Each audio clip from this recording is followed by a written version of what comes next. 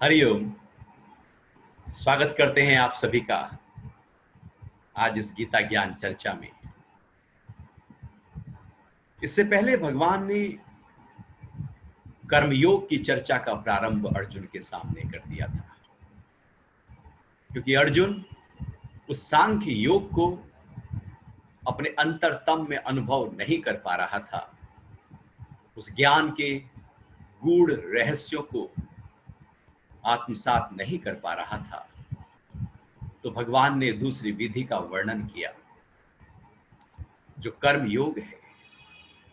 कर्मयोग एक अनूठी साधना है, एक ऐसी साधना जहां पर हम जीवन के सारे कार्य करते हुए अपने उस योग के साथ जुड़ सकते हैं, उसमें टिक सकते हैं और मुक्ति के भाव को अनुभव कर सकते हैं। आज उसी श्रृंखला में हम अध्याय 2 का श्लोक 41 है, 41। भगवान आगे कह रहे हैं कि हे अर्जुन, इस कर्म योग में निश्चात्मिका बुद्धि एक होती है। कर्म योग में निश्चात्मिका बुद्धि एक ही होती है, किंतु अस्थिर विचार वाले सकाम मनुष्यों की बुद्धियां निश्चय ही बहुत भेदों वाली और अनंत होती है। बहुत ही महत्वपूर्ण बात भगवान यहां पर कह रहे हैं। ये जो कर्म योग है ना, कर्म योग का मतलब है जब कर्मों में से कामना हट जाए, जब कर्मों में से सकाम भाव हट जाए, जब कर्मों में से स्वार्थ बुद्धि हट जाए, जब कर्मों में से अहंकार हट जाए, तो वह कर्म कर्म योग हो जाता है। लेकिन यदि हमारे कर्मों में हमारी कामना है, हमारी इच्छा है, हमारा स्वार्थ है, हमारी कुछ चाहना है, ऐसा करते ही हमारी जो बुद्धि है वो एकदम खंड खंड हो जाती है। हमारा जो मन है वो बिखर जाता है, अनेक भेदों वाली अनंत बुद्धि हो जाती है। जीवन के सारे तनाव, सारे दुख, सारे कष्ट, सारी उलझने, जो भी कहें कि जीवन में जो भी कुछ ऐसा लगता है जो नहीं होना चाहिए, उसके जड़ में यदि आप जाकर देखें तो हमारी यही अनंत बुद्धि है, यही सकाम बुद्धि है जो हर जगह खड़ी हो जाती है। हम हर जगह हर कर्म को सकाम से तोड़ते हैं। हम हर कर्म में कोई ना कोई कामना डालते हैं, कोई लाभ डालते हैं, कोई स्वार्थ डालते हैं, कोई अहंकार डालते हैं, और नतीजा होता है कि मन भी बिखर जाता है, बुद्धि भी बिखर जाती है। मन जो हमें दिख रहा है कि वो एक मन होता है, अस्तित्व में मन एक नहीं है, उसके तो न जाने कितने आयाम हैं। क्योंकि हम उस मन को तोड़ देते हैं, उसको जैसे पत्थर एक है, उसको हमने तोड़कर अनेक टुकड़ों में विभक्त कर दिया। पानी एक था, लेकिन वो अलग अलग रूपों में हमने उसको थोड़ा थोड़ा करके डाल दिया, वो बिल्कुल ऐसे विभक्त हो गया। मूल रूप से एक है, लेकिन हमने उसको तोड़ा है। ऐसी बुद्धि को भी हमने अनेक भेदों वाली कर दिया है। हम अभी किसी बात को, किसी कर्म को एक रूप से देखते हैं, अगले ही पल हम उसके दूसरे रूप को देखने लगते हैं, उसके बाद तीसरे रूप को देखने लगते हैं। अनेक भेदों में हमारी बुद्धि दौड़ने लगती है, मन दौड़ने लगता है। जहां पर ज्यादा प्रॉफिट हो, उस प्रॉफिट को आधार बनाकर हमारे कर्म शुरू हो जाते हैं। जहां जय की संभावना हो, जहां पर सुख मिले, जहां स्वार्थ पूरे हो जाए, जहां कुछ अपना सिद्ध हो रहा हो, जब वो हम भांपते हैं और उसके आधार पर कर्म करते हैं, तो बुद्धि बट जाती है, टूट जाती है, विभक्त हो जाती है। ऐसे टुकड़े टुकड़े उस बुद्धि के, उस मन के, हमारी चेतना के हम टुकड़े टुकड़े कर लेते हैं। हमारा मन भी खंड खंड हो जाता है, बुद्धि भी खंडित हो जाती है, वृत्तियां भी खंडित हो जाती हैं, चित्त से सब जो उभर रहा है, दिव्यताएं, वो भी खंडित हो जाती हैं, हमारा विवेक खंडित हो जाता है। हर स्तर पर एक खंड खंड जीवन जिया जाता है जब सकाम पैदा होता है कर्मों में। हमारे अंदर स्थिरता नहीं है, हलचल बहुत है। ये हलचल जो मन के स्तर की है वो सकाम के माध्यम से ही तो पैदा होती है। जितना बड़ा सकाम हम डालेंगे उतना ही हम बिखरे हुए रहेंगे। चेहरे पर तो खुशी जैसे मानो कहीं होती ही नहीं है। कोई याद दिला दे तो हंस लेते हैं, कोई थोड़ा और कोई अच्छा सा चुटकुला कह दे तो थोड़ा और ठाके लगाकर हंस लेते हैं। लेकिन ये कुछ बाहर से हुआ तो मुस्कुराए, नहीं तो अनेक भेदों वाली बुद्धि तो हंसना भूल जाती है।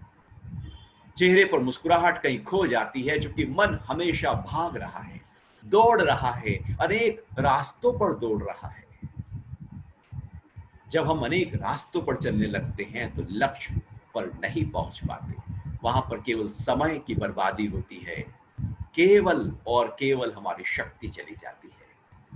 क्योंकि हमारी बुद्धि ही खंड खंड हो गई है, मन ही खंड खंड हो गया है, क्योंकि हमने सकाम भाव पूरी तरह से सुबह से लेकर रात तक हर कर्म में केवल सकाम और केवल सकाम ही डाला है। मुझे इससे फायदा क्या होगा, पहले फायदा बताओ।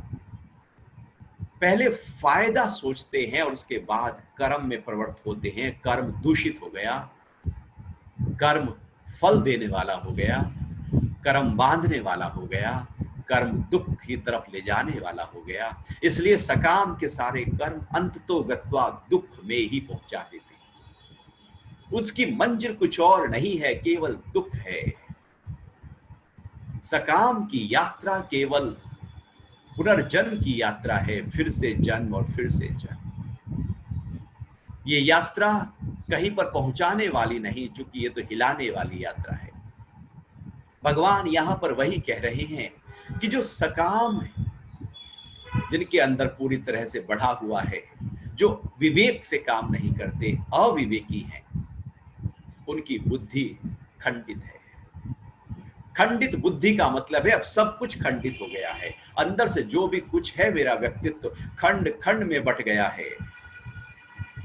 और जब हम खंड खंड में बटे होते हैं तो हम सामर्थ्य युक्त नहीं होते, बलवान नहीं होते, ओजवान, तेजवान, प्राणवान नहीं होते, क्योंकि वो तो बट गया है सब कुछ। अब सब कुछ बट गया है तो हमारा मनोबल कमजोर होगा, आत्मबल कमजोर होगा, शारीरिक बल कमजोर होगा, हर स्तर पर निर्णय की शक्ति कमजोर हो जाएगी, मन की कल्पना की शक्ति कमजोर हो जाएगी।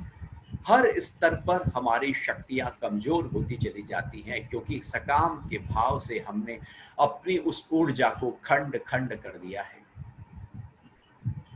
ये सकाम का भाव हमें खंडित कर रहा है, बांध रहा है, उलझा रहा है। तनाव का कारण ही और कुछ नहीं, क्रोध, झल्लाहट और उद्विग्नता का कारण कुछ और नहीं, डिप्रेशन का और दुख का कारण कुछ और नहीं। हम संकल्पहीन हैं, हम निश्चय नहीं कर पाते।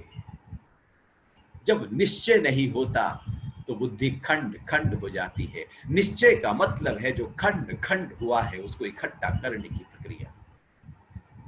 जो बिखर गया है उसको फिर से एक कर लेने की, जो अनेक हो गया है एक कर लेने की, जो अनंत हो गई है उसको फिर से एक कर लेने की प्रक्रिया निश्चय भाव से पैदा होती है।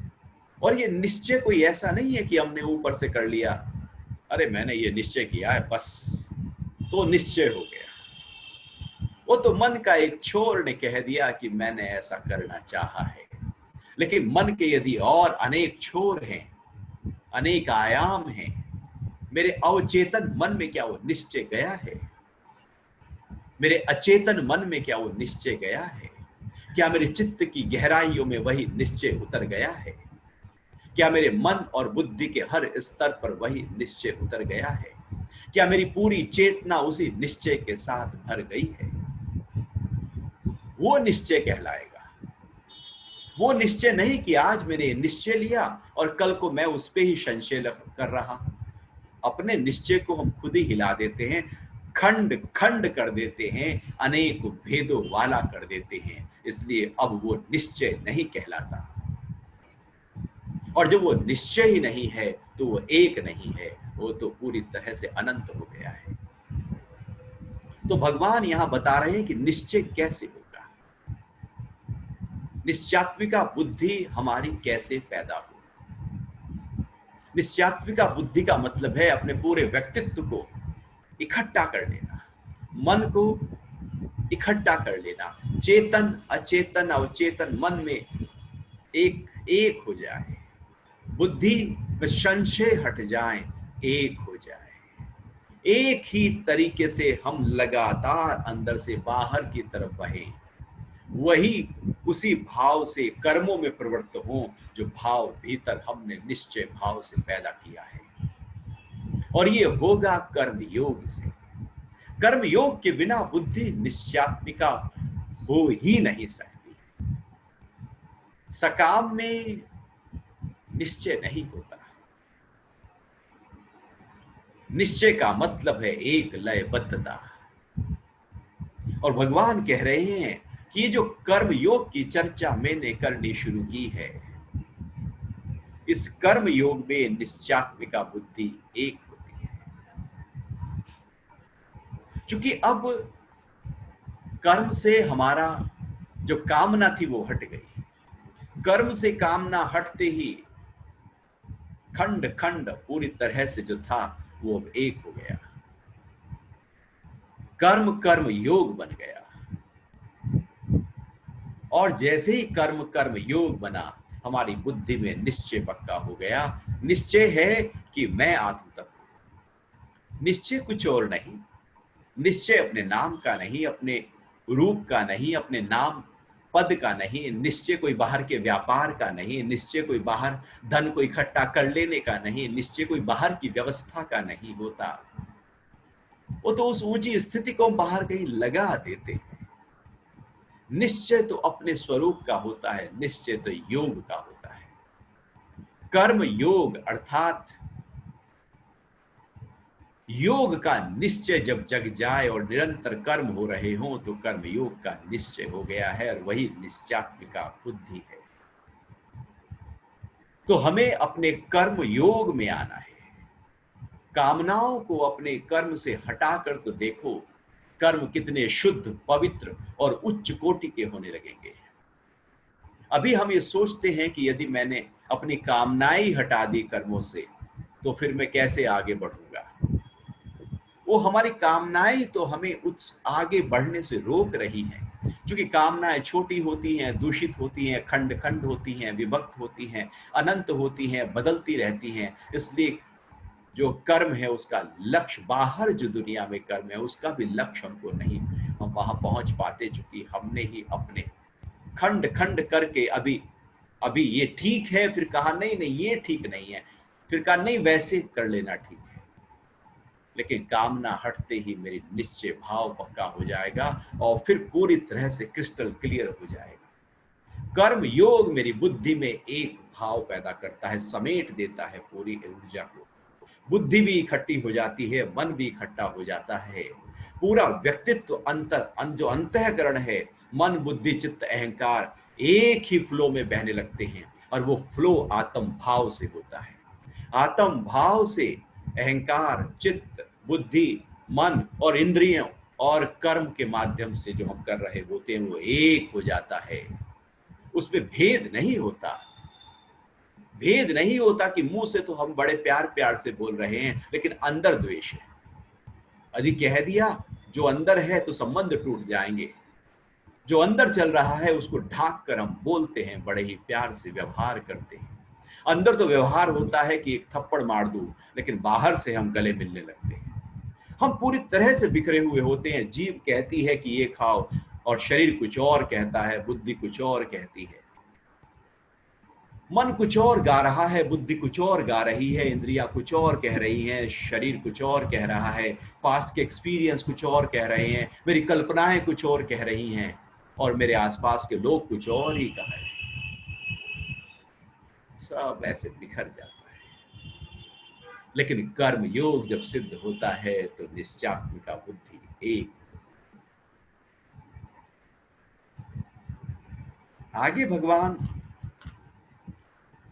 42वें श्लोक में चर्चा करते हुए कहते हैं कि हे पार्थ, जो अविवेकी जन वेदों की पुष्प जैसी आकर्षित वाणी बोलते हुए वेद वाक्यों का आनंद लेते हैं और कहते हैं कि इसके अतिरिक्त अन्य कुछ नहीं है। ये श्लोक वैसे अगले 43 में जाके पूरा होता है, लेकिन अभी इसको हम थोड़ा खोलते हैं। अविवेकी जन वेदों की पुष्प जैसी आकर्षित वाणी। अविवेकी जन का मतलब है कि जिनके भीतर से वो ज्ञान फूटा नहीं, भीतर से जगा नहीं। जब भीतर से ज्ञान नहीं जगता तो हम बाहर से उसको इकट्ठा करने की कोशिश में लग जाते हैं, बाहर के शब्दों से इकट्ठा करने की कोशिश में लग जाते हैं। क्योंकि विवेक तो भीतर से पैदा होता है। जैसे ही हम आत्म भाव की तरफ यात्रा करते हैं, बुद्धि के ऊंचे स्तर पर होते हैं और वहां हमारी जो विवेक है, जो प्रज्ञा है, वो अंदर से ही जाग जाती है। विवेक कोई हमें बाहर का व्यक्ति नहीं दे सकता, वो तो भीतर से प्राप्त होता है। लेकिन यदि जिसका भीतर से वो ज्ञान फूटा नहीं, वो अविवेकी है और वो चाहता है कि मुझे ज्ञान हो और भीतर से फूटा नहीं, तो वो क्या करेगा कि वो बाहर जाएगा, बाहर के शास्त्रों को खंगालेगा, बाहर के शब्दों को सुनेगा। तो वेद का मतलब है, या अन्य वेद का मतलब यहां केवल वेद नहीं है, वेद का मतलब है जितने भी शास्त्र हैं और जो उस अध्यात्म की चर्चा कर रहे हैं, वो शास्त्र जो चर्चा हो रही है वो केवल शब्द है। शब्दों में उस आत्मा को बयां जब किया जाता है तो वास्तविकता में ऐसा नहीं कि हम उस आत्मा में टिक सकते हैं। वो केवल शब्द हैं, वो व्यक्त हैं। अव्यक्त को व्यक्त रूप में पेश किया जा रहा है, लेकिन जो अव्यक्त है, जो निराकार है, उसको साकार शब्दों में जब पेश किया जाता है तो वो हम उसमें उलझ जाते हैं, फंस जाते हैं। भाषा में या आकर्षित भाषा में, लच्छेदार भाषा में हम कहीं अटक जाते हैं। कोई कवित्व हो, कोई कविता हो, हम उसको बहुत ज्यादा आकर्षित हो जाते हैं उसमें। तो वेद हो, उपनिषद हो, वेदांत के सारे शास्त्र हो, या गीता ही क्यों ना हो, यहां केवल ऐसा नहीं कि केवल वेद की बात की जा रही है, बात की जा रही है वो सभी शास्त्रों की जहां पर उस आत्मज्ञान के शब्द हैं। शब्द कभी भी आत्मा तक पहुंचा नहीं सकते, क्योंकि उनकी पहुंच ही नहीं है। व्यक्त की पहुंच अव्यक्त तक है ही नहीं। साकार की पहुंच साकार तक ही सीमित हो जाती है, निराकार तक उसकी पहुंच नहीं होती। तो जितने भी शास्त्र हैं, जो शब्द हैं, वो मुझे वहां नहीं पहुंचा पाएंगे। तो भगवान यहां कह रहे हैं कि जो अविवेकी हैं वो बाहर से ज्ञान को इकट्ठा करने की कोशिश करते हैं, वो शास्त्रों में उलझ जाते हैं, शास्त्रों को पढ़ने लगते हैं, शास्त्रों को याद करने लगते हैं और कहने लगते हैं कि मुझे वो भी वेद याद है और वो भी मंडल याद है, वो सूक्त याद है, वो अध्याय याद है, उपनिषद याद है, कंठस्थ है, गीता कंठस्थ है। यहां पर जो भी लिखा गया है वो सब वेद है, जो व्यक्त हो गया है वो वेद है। ऐसा नहीं कि भगवान वेद की तो ऐसे बात कर रहे हैं कि वहां पर हम उलझ जाएंगे और गीता को आप पढ़ लें तो आप कोई मुक्त हो जाएंगे। बात है कि जो शब्द हो गए हैं वो अविवेक ही है, लेकिन वो शब्द यदि मेरे उस अव्यक्त भाव को जगा दे, और वो अव्यक्त भाव को शब्द जगा नहीं पाएंगे, उस अव्यक्त भाव को मैं ही जगा सकता। थोड़े से सहायक हो सकते हैं, लेकिन पूरी तरह शब्द मुझे, शब्दों का तो जंगल है, उलझ जाते हैं हम, और जितने आकर्षक शब्द होते हैं उसमें ज्यादा उलझ जाते हैं। और आप देखना जो बहुत ही अच्छी तरह से अपनी बात को पेश करता है उसमें हम ज्यादा उलझते हैं। चाहे उसमें कोई दम ना हो व्यक्ति में, अंदर से उसके अंदर सब खोखलापन हो, कोई गहराई की नॉलेज ना हो अपने सब्जेक्ट की, लेकिन वो अच्छी तरह से बोल पाता हो, तो केवल बोलने पर हम आकर्षित हो जाते हैं। उस बोलने पर आकर्षित जो हो रहे हैं, जो शब्दों पर आकर्षित हो रहे हैं, भगवान उसकी ओर इशारा कर रहे हैं कि वहां अविवेकी जन फंसते हैं। लेकिन जिसने अंदर से उस आत्मा को अनुभव कर लिया, वो बाहर के शब्दों में नहीं अटकता, वो तो अंदर में डुबकी लगा लेता है। तो हे पार्थ, अविवेकी जन वेदों की पुष्प जैसी आकर्षित वाणी बोलते हुए वेद वाक्यों का आनंद लेते हैं और कहते हैं कि इससे अतिरिक्त अन्य कुछ नहीं है। बस वो उसमें ही अटके रहेंगे, वो शास्त्र का ही आनंद लेते रहेंगे। इस शास्त्र में ये लिखा है, उसमें ये लिखा है, उसमें ये लिखा है, हर शास्त्र को इकट्ठा करके और वहां से कुछ निकालेंगे। लोग लाइब्रेरी बना लेते हैं अपने घर में और शास्त्र को इकट्ठा कर लेते हैं और पढ़ने लगते हैं। भगवान कहते हैं कि तुम पढ़ के उसका आनंद लोगे, लेकिन रहोगे तो बाहर ही ना, है तो वो शब्द ही ना, अटकोगे तो बाहर ही ना। अंदर वो आत्मा की अनुभूति वो शब्द थोड़ी करा पाएंगे। यदि वो शास्त्र, वो वेद, वो उपनिषद, वो गीता मुझे आत्मा की अनुभूति कराएं, तो न जाने कितने लोगों ने वेद पढ़े, शास्त्र पढ़े, ज्ञान पढ़ा, गीता पढ़ी, क्या सब मुक्त हो गए?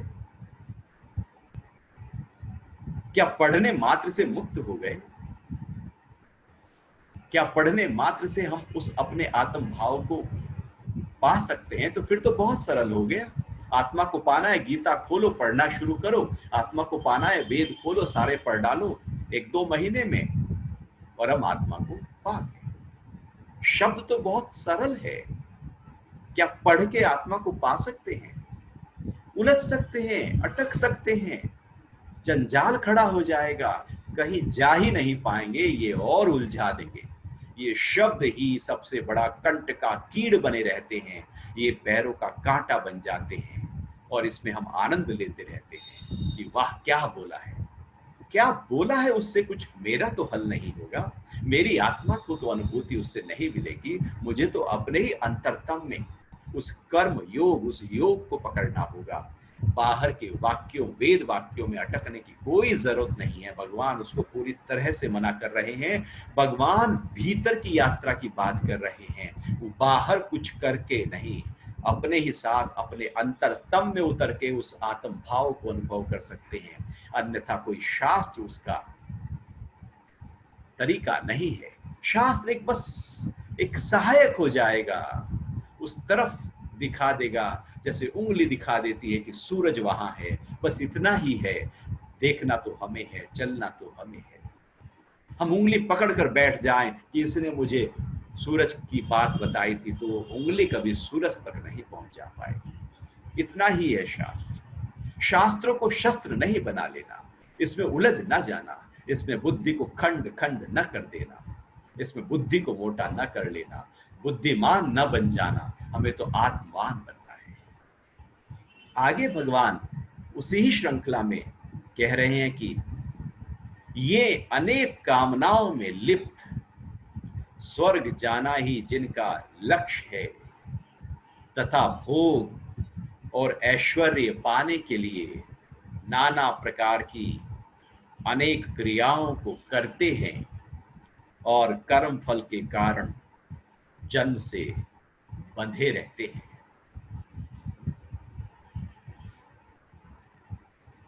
अब हम व्यक्ति सोचता है, अरे इस दुनिया में तो हो गया जो होना था, चलो अब अगले परलोक को सुधारो, स्वर्ग को पकड़ो, वहां शायद कुछ मिल जाए, वहां अब आनंद आए, यहाँ तो जो आना था आ लिया।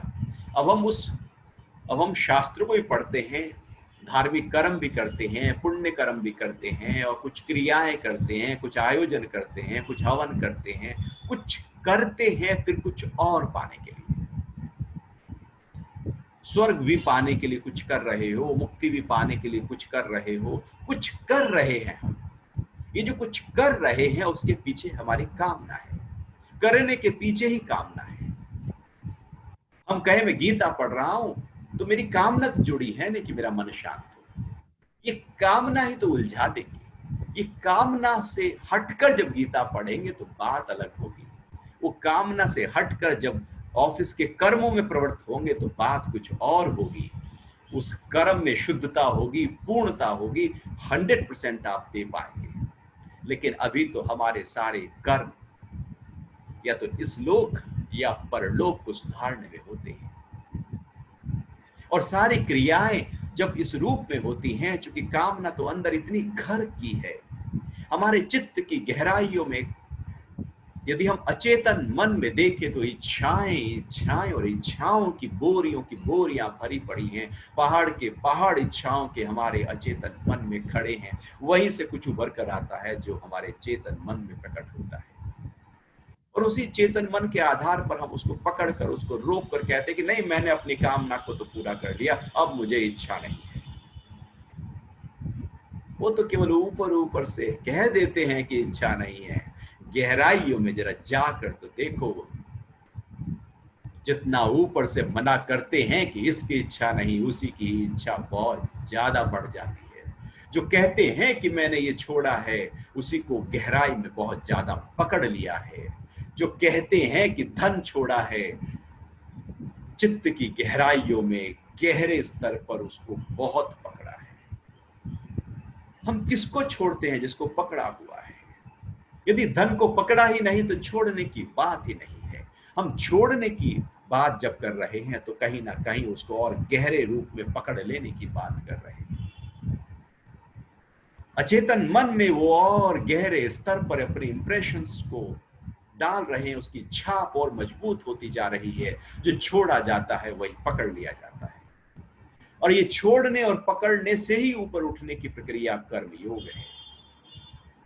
लेकिन हमारे यदि हम देखें तो सारे कर्म कामना से ओतप्रोत हैं। कुछ चाहते हैं, मुक्ति भी चाहते हैं, पुण्य कर्म भी करना चाहते हैं, स्वर्ग भी चाहते हैं, सब चाह रहे हैं। भगवान कह रहे हैं कि ये चाहते कर्म योग नहीं है। ये छुपी हुई गहराई में पड़ी हुई चाहते भी कर्म योग नहीं है। ऊपर ऊपर से हम कहें कि मैं तो निष्कामी हो गया हूं, अंदर झांक कर तो देखें कि चल क्या रहा है। कहने मात्र से थोड़ी हो जाएंगे।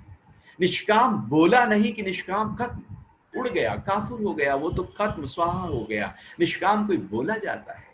वो तो एक अवस्था है, एक स्थिति है, उसमें रहा जाता है, उसमें टिका जाता है, उसको शब्दों में बोला नहीं जाता। यदि बोला तो कहा कि मैं निष्काम में हूं, मैं कर्म योग में हूं, तो वहां पर तो अहंकार खड़ा हो गया है। अब कोई कह रहा है कि मैं कर्म योग में हूं, तो कौन कह रहा है मैं कर्म योग में हूं? वही तो पक्का हो गया। अब अहंकार तो और खड़ा है हमारा। कोई कहने वाला ही ना बचे, आप ही निष्काम हो गए हैं। अब कौन कहे कि क्या निष्काम और क्या सकाम? मेरे लिए तो सब एक हो गया है। लेकिन भगवान यहाँ कह रहे हैं कि हमारी जो बुद्धि है उसमें इतनी कामनाएं भरी हैं कि हमारे सारे कृत्य, जीवन के सारे कर्मों के पीछे यदि गहराई में झांक कर देखा जाए तो कोई ना कोई स्वार्थ खड़ा है। बिना स्वार्थ के हम एक कदम भी आगे नहीं बढ़ाते। बिना कामना के हम कुछ नहीं करते। जब छोटी छोटी कामनाएं हो, वहीं कहीं ना कहीं वो छुपी पड़ी है। और फिर हम कामना करते हैं स्वर्ग की। पहले तो जब धीरे धीरे बच्चे जवान होते हैं तो वो स्वर्ग की बात नहीं करेंगे, वो तो इस जन्म में भोग लेने की बात करेंगे। और जब इस जन्म में भोग लिया होगा और पता लग चुका होगा कि इस भोगने से भी कुछ रखा नहीं है, तो अब चर्चाएं शुरू हो जाती हैं स्वर्ग की, उस लोक की। क्योंकि यहाँ तो सब देख लिया, अब उसको देखेंगे, अब उसको पाएंगे, अब वहां आनंद लूटेंगे, अब वहां भोग भोगेंगे, और वहां सुखों में जाएंगे। यहाँ तो सब कर लिया, अब हम उस कुछ और पाने लगते हैं। क्योंकि बुद्धि तो वही चलती है, बुद्धि में तो वही सकाम है। जो यहाँ था, जो जवानी में था, वही बुढ़ापे में रहेगा। कोई सकाम तक कहीं जाती थोड़ी है। तो इस तरह से भगवान कह रहे हैं कि वो फिर जन्म से बंध जाते हैं, और लगातार जन्म से बंधने के कारण से फिर एक नया जन्म, फिर उसमें वही सकामता, वही इच्छाएं, और इच्छाओं से वही कृत्य, वही शास्त्र, वही वेद वाक्य, शब्दों को इकट्ठा करना और उसके आधार पर कर्म करना, बस फिर जन्म खड़ा है। ये लगातार जन्म और मृत्यु की श्रृंखला प्रक्रिया खड़ी ही है। आगे भगवान कह रहे हैं 44वें श्लोक में कि भोग और ऐश्वर्य में आसक्त तथा उस वाणी से जिनका चित्त हर लिया गया है, उनमें समाधि के लिए निश्चात्मिका बुद्धि नहीं होती। जो भोग और ऐश्वर्य में आसक्त है, भोग का मतलब है इंद्रियों को बाहर की तरफ बहाओ, बस आंख जो अच्छा रूप दिखाई दे उसी की तरफ दौड़ रही है। आंख देख रही है, बस देखने का कार्य हो, भोग नहीं। अच्छा रूप देखना है, अच्छा दृश्य देखना है, अच्छी जगह देखनी है, अच्छा स्थान देखना है, अच्छे शब्द सुनने हैं, अपने वालों के शब्द सुनने हैं, जो मुझे प्रिय लोग हैं, बार बार उन्हीं को ही फोन करके उन्हीं के साथ बैठकर उन्हीं के ही शब्द सुनने हैं। वही अच्छा सुगंध चाहिए, वही अच्छा स्वाद चाहिए, जो मुझे प्रिय है मुझे वही खाना चाहिए, मुझे तो वही टच चाहिए, मुझे तो वही टेम्परेचर चाहिए, मुझे तो सब वही चाहिए जिसमें मेरे इंद्रियां बहुत संतुष्ट हो जाएं। मुझे तो मन में वही ख्याल चाहिए जो मुझे खुश कर दे, मुझे सुख में ले जाए। ये भोग बुद्धि है।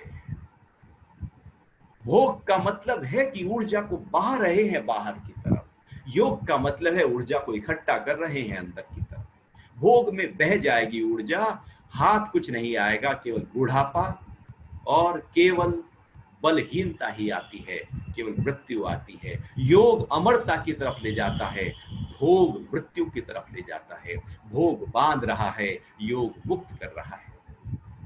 जो भोग बुद्धि है वो हमेशा कुछ पाने में लगी रहती है, ये भी मिल जाए, वो भी मिल जाए। उम्र का कोई भी पड़ाव हो, 90 साल का व्यक्ति भी कुछ ना कुछ चाहेगा, ये मिल जाए, मेरे वालों का ये कुछ हो जाए। वो भोग बुद्धि हमेशा ऊर्जा को बाहर की तरफ बहाती रहेगी। और ये जो भोग बुद्धि है, ऐसा नहीं कि हम 1 घंटा बैठकर हमने गीता ज्ञान सुना, फिर थोड़ी सी गीता भी पढ़ ली तो मेरी योग बुद्धि हो गई।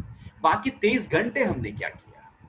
1 घंटा तो ये किया, 23 घंटे क्या भोग में गए? 23 घंटे भी वही योग जगा रहे हमारे अंदर, वही अनुभूति, वही भाव, वही आनंद, वही उल्लास, वही निश्चात्मिका बुद्धि जब टिकी रहे तो वह योग बुद्धि हो जाएगी।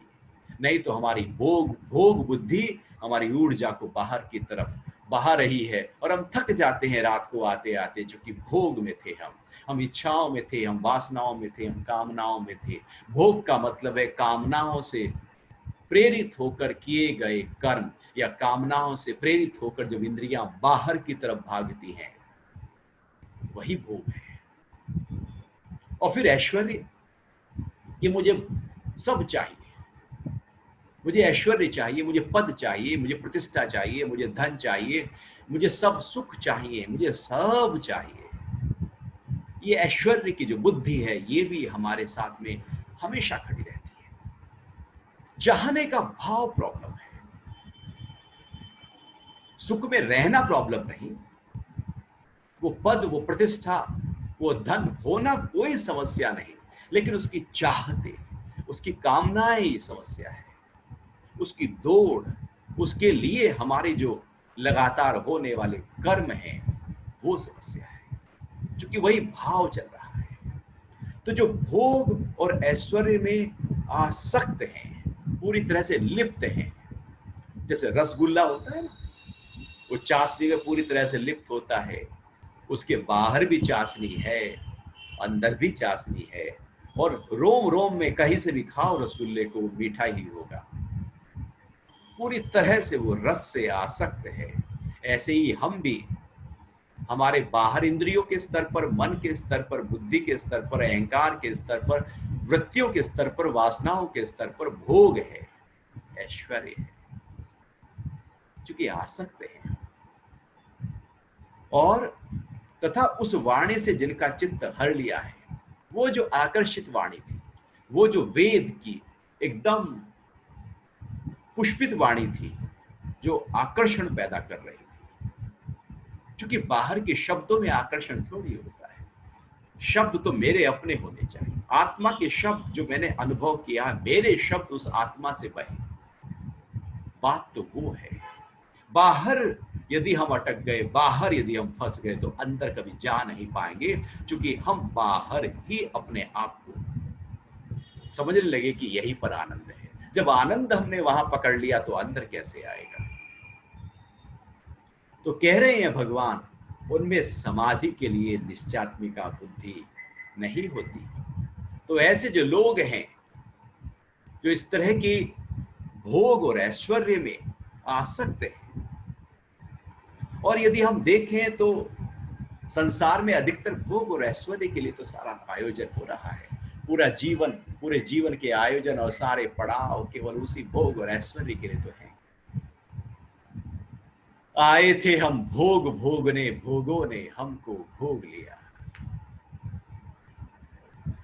कालो नया तो वैमेव याता, काल नहीं बीतता, हम बीत जाते हैं। तृष्णाएं पूरी नहीं होती, हम पूरे हो जाते हैं। भोग पूरे नहीं होते, हम भोगे जाते हैं। हमें लगता है कि हम भोग भोग रहे हैं, होता उल्टा है। भोग हमें भोग रहे होते हैं।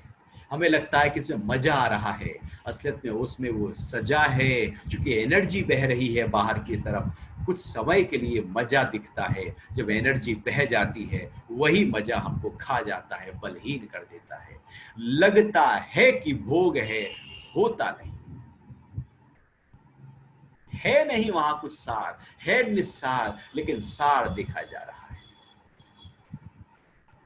भोग ऐसा ही है। भोग का मतलब है कि जहां मजा आए, लेकिन उसके पीछे सारी ऊर्जा, सारा समय, सब कुछ बह जाए, वही भोग है।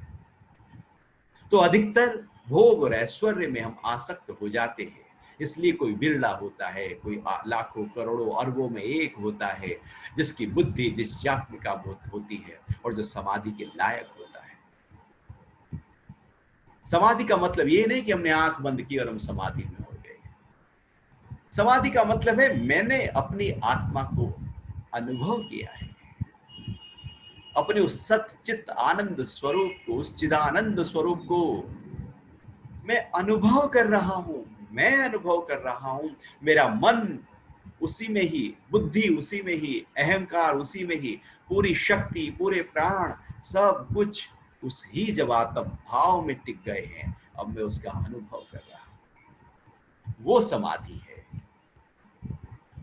तो यदि भोग है तो वो बाहर है सब कुछ। ऐश्वर्य में सब ऊर्जा बाहर है, इंद्रियां बाहर है, मन बाहर, बुद्धि बाहर, सारा कुछ तामझाम बाहर की तरफ द्वारों से बह गया।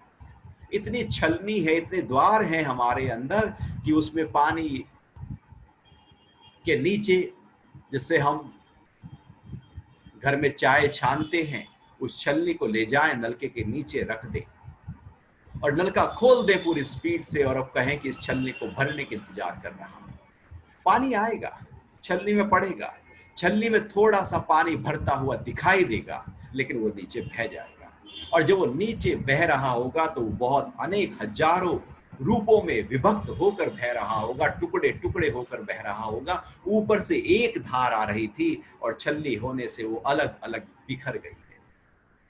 ऐसे ही पीछे शक्ति एक आ रही थी, लेकिन हमारी इंद्रियां, हमारा मन, बुद्धि और इच्छाएं, वासनाएं इतनी ज्यादा हैं कि वो पूरी तरह से वैसे ऊर्जा बह जाती है, बाहर की तरफ विभक्त हो जाती है। एक धार लयबद्ध, जैसे पानी की धार होती है।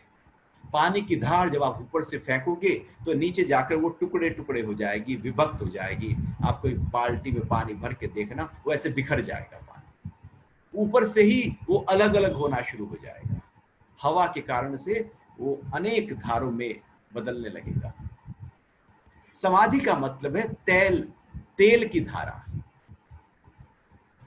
तेल की धारा का मतलब है कि आप यदि तेल का कनस्तर लो और उस तेल को दूसरे कनस्तर में पलटो तो उसकी एक धारा बनती है, और जैसी निकली थी वैसी ही धारा अंत में जाकर पड़ती है, और उसकी आवाज नहीं होती, उसका बिखरापन नहीं होता।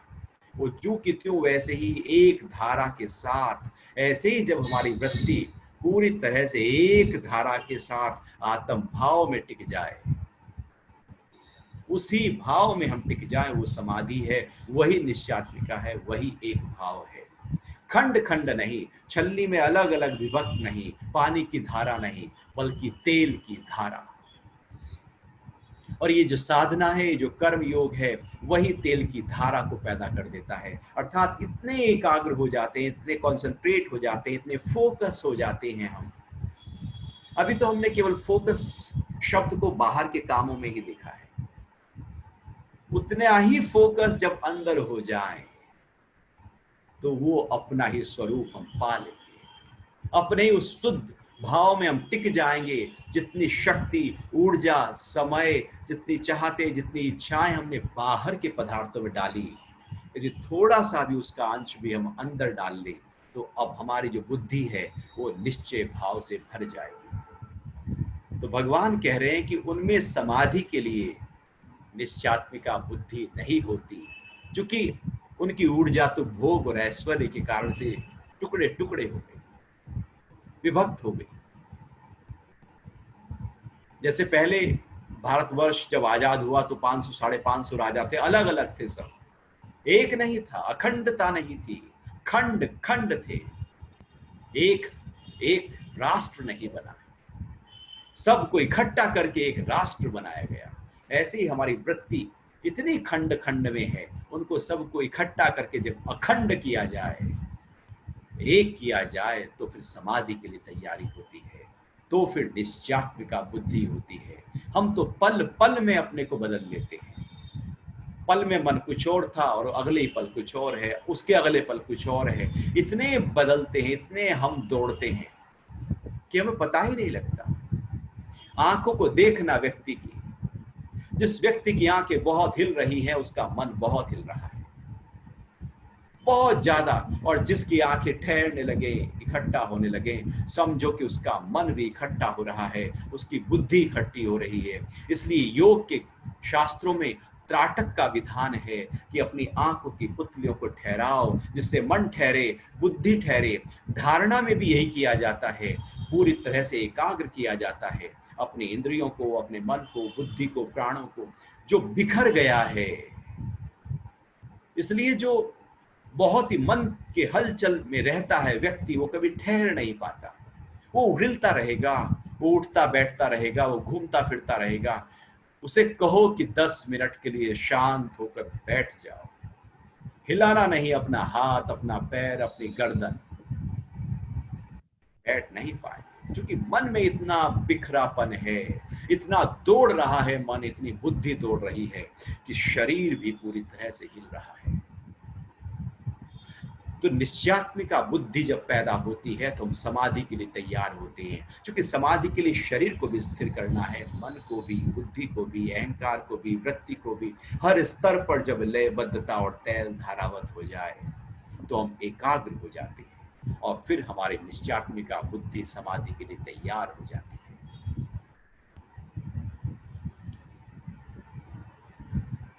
एक श्लोक और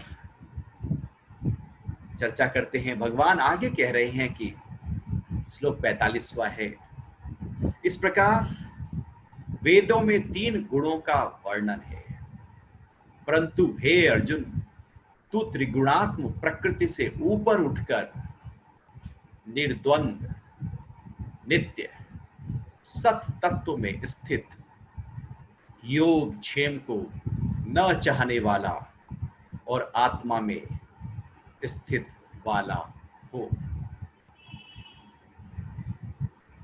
थोड़ा और गहराई की चर्चा भगवान आगे कर रहे हैं। भगवान कह रहे हैं कि जो वेद में सारा वर्णन है, जो भी वेद मतलब सारे शास्त्रों में सारे शब्द, सारा व्यक्त, जो व्यक्त हो गया, जो दिखने लगा, जो इंद्रियों के व्यापार में आ गया, जो साकार हो गया, वो 3 गुणों से बन गया। सत्व, रज, तम, 3 गुणों से प्रकृति बनी है। जैसे एक रस्सी है और उस रस्सी में 3 डोरियां होती हैं और 3 डोरियों को लपेट कर उस रस्सी को तैयार किया जाता है, फिर वो रस्सी बनती है। वो 3 डोरियां, 3 जो सूत हैं, वही सत्व रज तम है, और पूरी प्रकृति जो प्रकट हो गई है वो उसी सत्व रज तम त्रिगुणात्मक है, तीन गुणों से ओतप्रोत है, तीन गुणों से बंधी हुई है। और वो तीन गुण कभी भी उस तीन गुणों से जो ऊपर की स्थिति है वहां तक पहुंचा नहीं सकते। तीन गुण जब वहां पहुंच ही नहीं सकते तो फिर वो कैसे पहुंचाए? और तीन गुणों के आधार पर ही जो व्यक्त हुआ है, शब्द है, शास्त्र हैं, जो भी कुछ साकार है वो तीन गुणों में बंध गया है। और जो तीन गुणों में बंधा है वो सहायक हो सकता है लेकिन वहां पूरी तरह से प्रतिष्ठित नहीं कर सकता। तो भगवान कह रहे हैं कि तीन गुणों का वर्णन किया है वेदों में। जो साकार है वो तीन गुण है। यहाँ केवल वेद की बात नहीं, उपनिषद भी लिखे गए तो तीन गुण में बंध गए, गीता भी लिखी गई तो तीन गुण में ही बंध गई है, क्योंकि साकार रूप में आ गई है, क्योंकि प्रकट हो गई है, दिखने लगी है। मैं छू रहा हूं, मैं देख रहा हूं, मैं सुन रहा हूं, मैं पढ़ रहा हूं। तीन गुणों से बंधी है ये इंद्रियां, जो तीन गुणों के आधार में आ गए हैं वो तो त्रिगुणात्मक हो गए। मैं जो हूं वो तीन गुणों से परे हूं। इसलिए भगवान कह रहे हैं तो त्रिगुणात्मक प्रकृति से ऊपर उठकर इन तीन गुणों में हमें अपने को उलझाना नहीं, बांधना नहीं, अटकना नहीं, बल्कि इनसे ऊपर उठ जाना है। तीन गुण बांधेंगे जन्म और मृत्यु का कारण है। तीन गुण पूरी तरह से लगातार बंधन की प्रक्रिया है। भगवान कह रहे हैं तीन गुणों से ऊपर उठना है, एक साथ तीनों गुणों से ऊपर उठना है। ऐसा नहीं कि तम गुण आलस देगा तो उससे उठ जाऊं, रज गति देगा तो उससे उठ जाऊं, मैं तो सत्व में रहूंगा। ऐसा नहीं होता। रस्सी को तीन डोरियां हैं, वो तो रहेंगी ही रहेंगी, और उसे यदि दो हटा दो तो एक तो बहुत कमजोर हो जाएगी। वो तीन रस्सियां जो कि त्यों रहने दो ना, वो सत्व रज तम जो कि त्यों रहने दो, उससे कोई हमारा लेना देना है ही नहीं प्रकृति से। भगवान कह रहे हैं उससे ही ऊपर उठ जाओ, तीन गुणों से ऊपर उठकर निर्द्वंद। तीन गुण ही द्वंद का कारण है, तीन गुण ही द्वैत का कारण है, तीन गुण ही बांधने का कारण है। द्वंद मतलब तीन गुण में है, और निर्द्वंद अर्थात द्वंद से परे हैं, द्वंद से ऊपर हैं, जहां द्वंद कुछ कर नहीं सकते। द्वंद मतलब जो द्वंद है, सुख दुख, लाभ हानि, जय पराजय, मान अपमान, दिन रात, जन्म मृत्यु, जोड़े जोड़े जो हैं ये द्वंद हैं। ये जोड़े जोड़े जो भी हैं वो सब तीन गुणों से बंधे हुए हैं। जितने भी जोड़े हैं वो सब तीन गुणों से बंधे हैं। भगवान कह रहे हैं निर्द्वंद होना है, हर जोड़े से ऊपर उठ जाना है। सुख से भी उठना है, दुख से भी उठना है। ऐसा नहीं कि केवल मैं दुख से उठ जाऊं और सुख भोग लूं, हानि से उठ जाओ लाभ भोग लूं, ऐसा नहीं होता। उठो तो दोनों से उठो, दोनों से ही उठ सकते हैं, एक से उठ ही नहीं सकते। एक से उठे तो दूसरा खड़ा ही है। निर्द्वंद का मतलब है जहां सुख और दुख, लाभ और हानि, जय पराजय से ऊपर उठ गए हैं। आत्म भाव में सुख दुख नहीं होता, लाभ हानि नहीं होती। नित्य सत तत्व में स्थित जो नित्य है, अपरिवर्तनशील है, लगातार है, जैसे पहले था वैसे ही अभी है और आगे भी वैसे ही रहेगा। जो नित्य है ही है, जिसमें जरा सा भी परिवर्तन नहीं आता, वही नित्य है। और त्रिगुण नित्य नहीं है, वो अनित्य है, क्योंकि बदलाव है, परिवर्तन है। जहां परिवर्तन है वो अनित्य है, जहां परिवर्तन ना हो वो नित्य है। आत्मा में कोई परिवर्तन नहीं, कोई जोड़ा नहीं। आत्मा फकत पूरी तरह से अपने उसी भाव में अनादिकाल से है, वही नित्य है।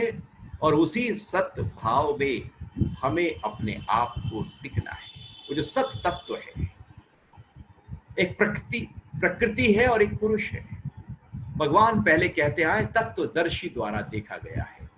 तो तत्वदर्शी द्वारा प्रकृति भी देखी गई और पुरुष भी देखा गया। तत्वदर्शी दोनों को देख रहे हैं, ये प्रकृति है, ये पुरुष है, ये तीन गुण है और ये तीन गुण से परे की अवस्था है। ये त्रिगुणात्मिका है और ये 3 गुणों से परे है। यहां पर भगवान कह रहे हैं कि केवल जो सत तत्व है, अब जो पुरुष तत्व है उसमें स्टेब्लिश होना है। अब प्रकृति से भी अपने आप को विड्रॉ करके केवल पुरुष तत्व में जो स्थित हो गया है, योग क्षेम को न चाहने वाला, अब योग के जो क्षेम है उसको भी नहीं चाहते। चाहना नहीं है कि मैंने जो साधना की है, प्रैक्टिस की है, मैंने जो इतना ज्ञान प्राप्त किया वो सब इकट्ठा रहे, वो सब मेरे साथ रहे, उसको सब मैं भोग लूं, किसी ना किसी रूप में वो मेरे काम आए। वो ज्ञान में इसलिए ले रहा हूं कि कहीं ना कहीं काम आए, और ज्ञान मेरे साथ रहे, जब मुसीबत हो तो साथ आए। हे भगवान, तो मेरे योग क्षेम की रक्षा करना, जब मुसीबत हो तो इस योग को जगा देना। भगवान कह रहे हैं वो भी भाव ना हो, तेरा योग क्षेम जो है उसको चाहने वाला नहीं होना चाहिए। तू साधना करना, तू चाह क्यों रहा है? तो उस योग का भी फल क्यों चाह रहा है? उस साधना का भी फल ना चाह, तो चाह ही ना कि मैं निष्काम में इसलिए हूं कि मुक्त हो जाऊंगा। चाहना हो गई ना ये। तो हम तो चाह रहे हैं, कुछ चाह रहे हैं इसलिए कुछ कर रहे हैं। कुछ भी ना चाहो, जो किया है आज तक अध्यात्म की यात्रा में, उसका फल चाहो नहीं और आत्मा में स्थित वाला हो। तो यदि योग क्षेम के फल को नहीं चाहेंगे तो आत्मा में स्थित होंगे, अन्यथा उस आत्मा की यात्रा में उससे जो फल प्राप्त हुए, या यूं कहें जो सिद्धियां प्राप्त हुई है। महर्षि पतंजलि ने जो योग सूत्र का वर्णन किया, वहां पर 4 चैप्टर हैं: समाधिपाद, साधनपाद, विभूतिपाद और कैवल्यपाद। तो जो विभूतिपाद है वो सिद्धियों की बात कर रहे हैं। उससे पहले जो साधना व्यक्ति करता आ रहा है, पहले समाधि की वर्णन किया, फिर साधना करो और साधना करते करते कुछ सिद्धियां मिलेगी, वो सिद्धियों को छोड़कर फिर कैवल्य मिलेगा। भगवान यही की वो वही बात यहाँ कह रहे हैं कि योग क्षेम को न चाहने वाला, अर्थात वो जो साधना की है उससे जो सिद्धियां विभूतियां प्राप्त होंगी, उसको चाहना नहीं है कि उससे मुझे ये कुछ दिव्यता सिद्धि मिल जाएगी। वो भी ना चाहो, केवल अपनी आत्मा में स्थित हो जाओ।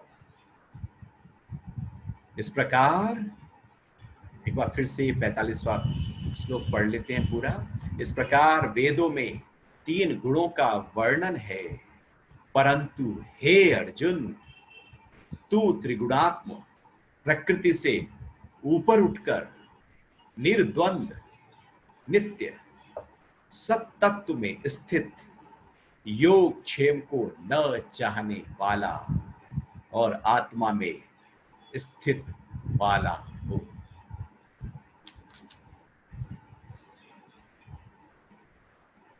आगे के श्लोक फिर आगे चर्चा करेंगे।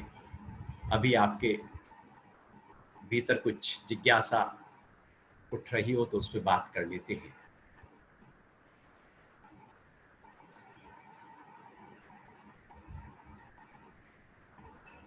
कोई प्रश्न हो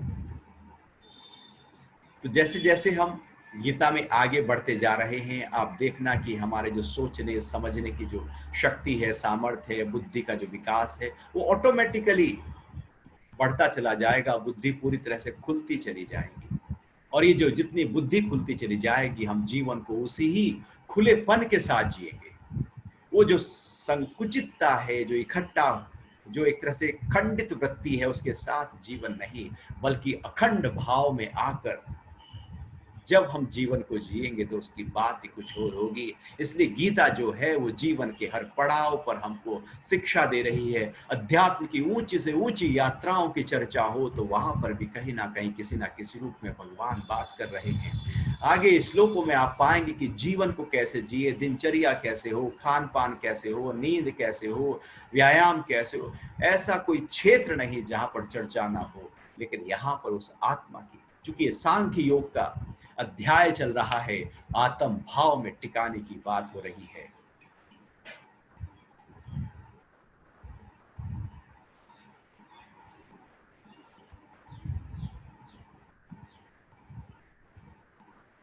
तो पूछ रहे हैं कि हमारे अंदर बहुत सारे डिजायर्स हैं, एम्बिशंस हैं। तो मैं कंफ्यूज हूं आज की चर्चा से कि डिजायर करो या ना करो।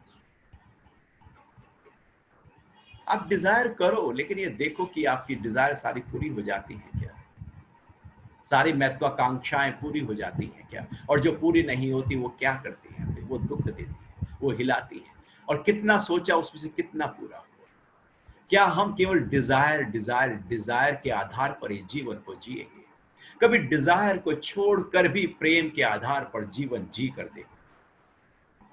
केवल और केवल इच्छाओं के आधार पर कर्मों के अलावा निरिच्छा होकर कर्म को देगा, वो कर्म बहुत ही खुशनुमा एहसास देगा, वो आनंद देगा, क्योंकि हमने अपने जीवन को इच्छाओं के आधार पर जोड़ लिया है। उसके अलावा हम सोच ही नहीं सकते।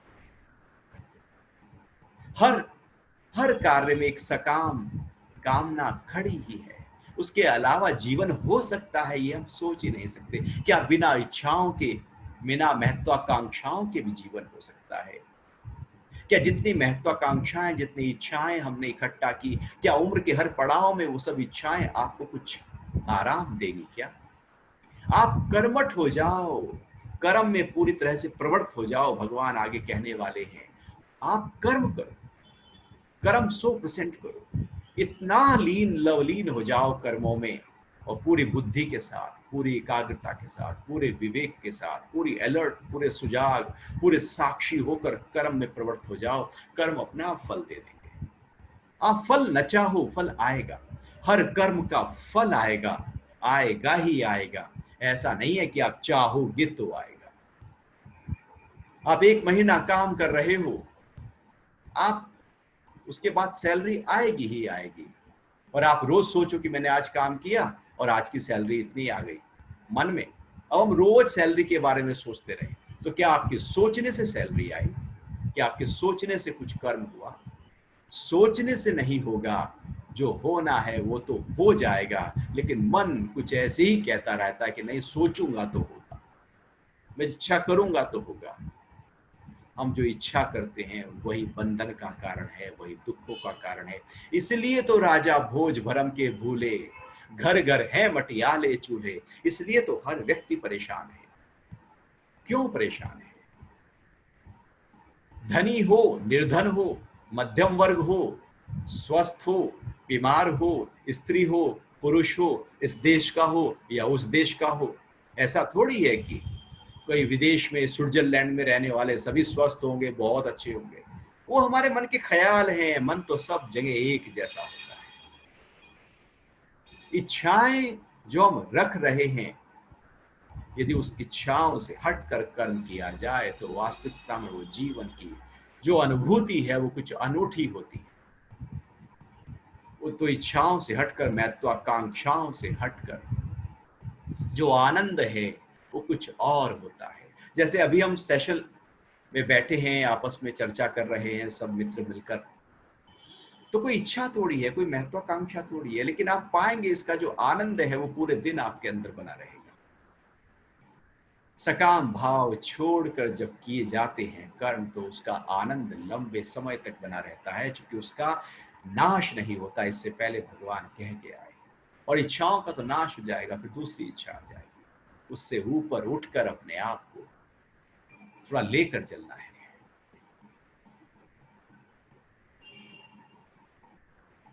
सत्व रज तम के बारे में थोड़ा पूछना चाहते हैं। तो 3 गुण होते हैं। आगे आने वाले जो अध्याय हैं, भगवान इन तीनों गुणों को बहुत ही गहराई से बताने वाले हैं। हमारा आहार भी सात्विक राजसिक तामसिक, दान भी सात्विक राजसिक तामसिक, तप भी सात्विक राजसिक तामसिक। ये सत्व रज तम को पूरी गहराई से पूरे अध्याय में, और अध्याय से भी ज्यादा में सत्व रज तम को पूरी प्रकृति को बताया है। तो आगे हम और आप साथ रहेंगे, वहां पर और गहराई से इसको समझेंगे, जानेंगे। क्योंकि तीनों गुणों से ऊपर उठना है, गुणों में नहीं रहना। गीता गुणों में रहना नहीं, बल्कि इस त्रिगुणात्मक प्रकृति से ऊपर उठना सिखा रही है। तो आज के सभी प्रश्न हुए, तो आज इतना ही रखते हैं।